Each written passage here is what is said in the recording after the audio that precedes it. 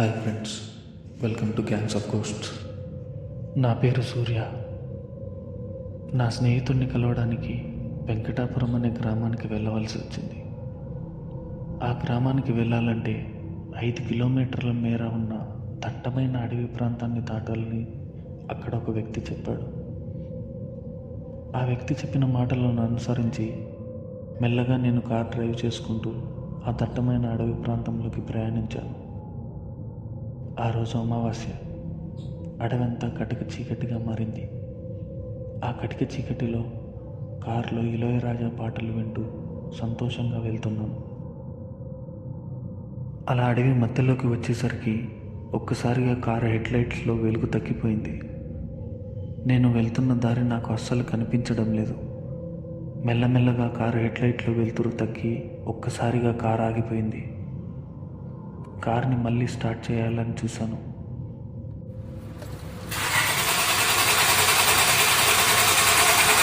కానీ ఎంత ప్రయత్నించినా కార్ స్టార్ట్ అవ్వలేదు. ఏమైందా అని కార్ దిగి చూశాను. కార్ దిగిన వెంటనే ఒక్కసారిగా కార్ డోర్స్ అన్నీ క్లోజ్ అయ్యాయి. ఎంత ఓపెన్ చేసినా మళ్ళీ తెరుచుకోవడం లేదు.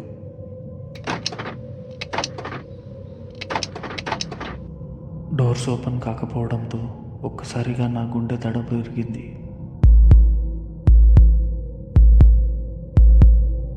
భయంతో గొంతులో తడి ఆరిపోయింది. చుట్టుపక్కల ఎవ్వరూ లేరు. దూరం నుంచి అడవి జంతువుల అరుపులు వినిపిస్తున్నాయి.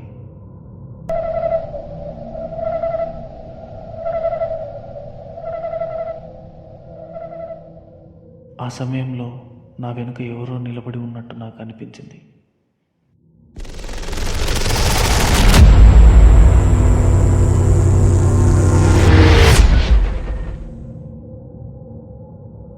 తిరిగి వెనక్కి చూశాను, కానీ అక్కడెవరూ లేరు. భయంతో నా కాళ్ళు చేతులు వణకడం మొదలయ్యాయి. ఇక్కడ ఉంటే ప్రమాదమని నాకు అనిపించింది. నా దగ్గర ఉన్న మొబైల్ లైట్తో భయంతో ముందుకు నడిచాను. అప్పటికి కూడా నా వెనుక ఎవరో వస్తున్నట్టు అనిపించింది. కానీ తిరిగి వెనక్కి చూడకుండా వేగంగా నడిచాను. కొంత దూరం వెళ్ళాక ఒక వెలుతురు కనిపించింది. ఎవరో అక్కడ ఉన్నారని కొంచెం ధైర్యం వచ్చింది. ఆ వెలుతురు చూస్తూ అక్కడికి మెల్లగా చేరుకున్నాను. అది ఒక చెక్కతో చేసిన ఫామ్ హౌస్. ఆ హౌస్ దగ్గరికి వెళ్ళి కాలింగ్ బెల్ కొట్టాను.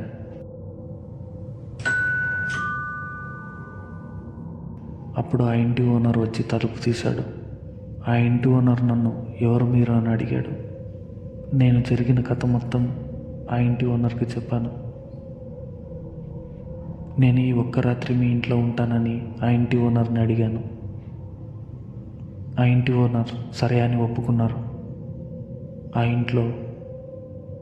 ఆ ఇంటి ఓనర్ మరియు అతని భార్య, వారికి పుట్టిన ఒక చిన్న పాప కూడా ఉన్నారు.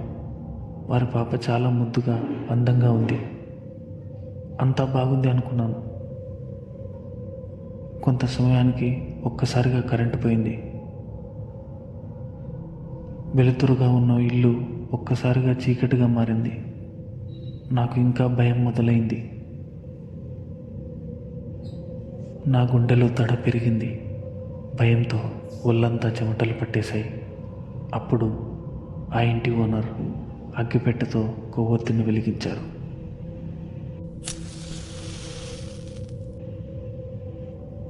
ఇది ఫారెస్ట్ ఏరియా కాబట్టి ఇక్కడ కరెంట్ ఎక్కువగా ఉండదు అని చెప్పాడు. మీరు ఎక్కువగా టెన్షన్ పడకండి, మీకు ఏమీ కాదు అని ఆ ఇంటి ఓనర్ నాకు ధైర్యం చెప్పాడు. అతని మాటలు విన్న నాకు ఒక్కసారిగా తిరిగి ఊపిరి వచ్చినట్టు అనిపించింది. మీరు చాలా టెన్షన్ పడిపోయినట్టున్నారు. మీరు ఈ రూమ్లోకి వెళ్ళి రిలాక్స్ అవ్వండి, మళ్ళీ ఉదయం మీరు వెళ్ళిపోవచ్చు అని అన్నాడు. అప్పుడు నేను ఆ రూమ్లోకి వెళ్ళాను. నేను చాలా అలసిపోయి ఉండటం వల్ల చాలా బాగా నిద్ర వచ్చింది. మరునాడు నేను నిద్ర లేచి ఆ రూమ్ నుంచి బయటకు వచ్చాను. విచిత్రం ఏంటంటే ఆ ఇల్లు రాత్రి చూసిన ఇల్లు కంటే చాలా దారుణంగా ఉంది. ఇల్లు మొత్తం చెదలు పట్టి ఉన్నాయి. అక్కడక్కడ సాలిపురుగుల గూళ్ళు కనిపిస్తున్నాయి. ఆ ఇంట్లో ఉన్నవారెవరూ కనబడలేదు. నాకు ఒక్కసారిగా భయం వేసింది. నేను ఆ ఇంటి మెయిన్ డోర్ వద్దకు వచ్చి తలుపు తీసి బయటకు పారిపోయాను. ఆ ఇంటి నుంచి బయటకు వచ్చిన తర్వాత అప్పుడు దూరంగా ఒక పాల ట్యాంకర్ లారీ ఆ దారిన వెళ్తుంది.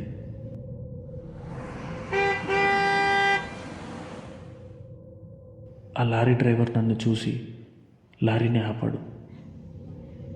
ఆ లారీ డ్రైవర్, ఎవరు మీరు, ఈ ఇంటి దగ్గర ఏం చేస్తున్నారు అని అడిగాడు.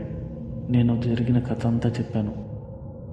అప్పుడు ఆ లారీ డ్రైవర్, ఈ ఇంట్లో ఉన్నవాళ్ళు 2 సంవత్సరాల క్రితమే ఆత్మహత్య చేసుకుని చనిపోయారు. ప్రతి అమావాస్య రోజు ఆ ఇంట్లో ఎవరో ఉన్నట్టుగా మాటలు వినిపిస్తూ ఉంటాయని, ఇక్కడ ఉండటం మంచిది కాదని, ఇక్కడి నుంచి వెళ్ళిపోమని చెప్పాడు. ఆ లారీ డ్రైవర్ చెప్పిన మాటలు విన్న వెంటనే నాకు ఒక్కసారిగా చావుని కల్లారా చూసినట్టు అనిపించింది. అక్కడి నుండి త్వరగా నడుచుకుని నా కార్ దగ్గరికి వెళ్ళాను. నా కార్ డోర్ తీయగానే డోర్ ఓపెన్ అయింది. కార్ని స్టార్ట్ చేశాను. ఒక్కసారిగా కార్ స్టార్ట్ అయింది. అక్కడి నుండి ఊరికి వెళ్ళిపోయాను. ఈరోజు కూడా నాకు ఆ ఇల్లు, అందులో ఉన్న మనుషుల గురించి తలుచుకుంటే నాకు ఆశ్చర్యం వేస్తుంది.